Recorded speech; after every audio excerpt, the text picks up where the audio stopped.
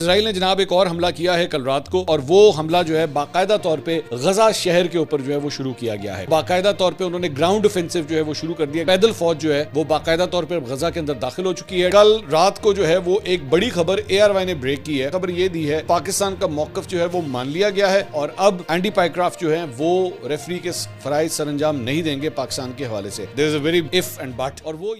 کے حوالے سے اسرائیل نے جناب ایک اور حملہ کیا ہے کل رات کو، اور اس کی بھی میں ڈیٹیلز آپ کے ساتھ شیئر کرنا چاہوں گا، اور وہ حملہ جو ہے باقاعدہ طور پہ غزہ شہر کے اوپر جو ہے وہ شروع کیا گیا ہے۔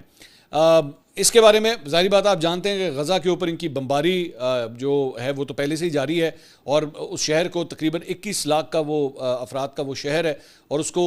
ایک کھنڈر بنانے کی جو ہے وہ بھرپور کوشش کی گئی ہے، اور تقریباً بتایا جاتا ہے 65 to 70% اس شہر کی آبادی جو ہے وہ نقل مکانی کرنے کے اوپر مجبور ہو گئی ہے، ڈسپلیسڈ ہو چکی ہے۔ لیکن کل رات کو باقاعدہ طور پہ انہوں نے گراؤنڈ افینسو جو ہے وہ شروع کر دیا۔ گراؤنڈ افینسو سے مراد ہے کہ پیدل فوج جو ہے وہ باقاعدہ طور پہ غزہ کے اندر داخل ہو چکی ہے، ٹینکوں کے ذریعے جو ہے وہ غزہ میں داخل ہوئی ہے، اور ساتھ ہی ساتھ بنجمن نیتنیاہو نے یہ بھی اعلان کر دیا کہ جناب اب ہم باقاعدہ طور پہ غزہ کے اوپر جو ہے وہ قبضہ کرنے لگے ہیں، مکمل کنٹرول اس کا جو ہے ہم حاصل کرنے لگے ہیں۔ دوسری بات یہ کہ اس کی ٹائمنگ بڑی امپورٹنٹ ہے، کیونکہ ابھی صرف 24 گھنٹے پہلے تمام جو اسلامک ممالک تھے وہ سربراہی اجلاس ان کا ہوا تھا، اس کا اعلامیہ جاری کیا گیا تھا، جس کے اندر قطر کے اوپر جو حملہ ہوا تھا اس کے اندر اسرائیل کی مذمت کی گئی تھی، اور یہ کہا گیا تھا کہ تمام مسلمان ممالک کو ایکچولی اکٹھا ہونے کی ضرورت ہے۔ صرف 24 گھنٹے کے اندر جو ہے وہ غزہ کے اوپر باقاعدہ اٹیک اسرائیل نے شروع کر دیا ہے، اور وہ صرف گراؤنڈ افینسو نہیں ہے بلکہ ایئر افینسو بھی ہے۔ اس کے اندر جہازوں کا بھی استعمال کیا جا رہا ہے، اور اوپر سے بھی بمباری کی جا رہی ہے،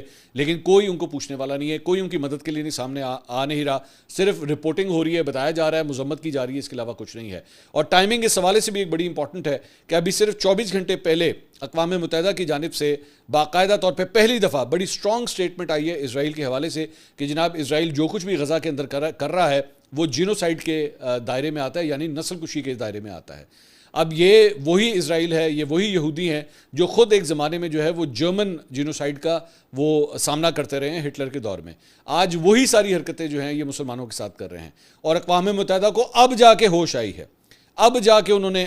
اپنا جو ہے وہ سٹانس اس معاملے کے اوپر لیا ہے کہ نہیں جی اس کو جو ہے ہم نسل کشی کریں گے۔ آپ نے نسل کشی کا اس کو نام دے دیا، نسل کشی ہو چکی وہاں پہ لاکھوں کی تعداد میں 5 سال سے کم عمر کے بچے جو ہیں وہ جاں بحق ہوئے ہیں، ہزاروں کی تعداد میں، لاکھوں کی تعداد میں عورتیں وہاں پہ بیوہ ہوئیں، کوئی پوچھنے والا نہیں تھا۔ یہ سب کے سب لوگ صرف ہاتھ کے اوپر ہاتھ رکھ کے بیٹھے رہے، کسی نے جا کے ان کا ہاتھ نہیں پکڑا، کسی نے جا کے ان کی مدد نہیں کی، سب اپنے اپنے ہی گھروں کے اندر بیٹھے رہے، کسی نے ان کی کوئی مدد نہیں کی۔ بیانات دیتے گئے، صرف یہ کہہ دیا گیا ہاں جی ہم ان کے لیے جو ہے وہ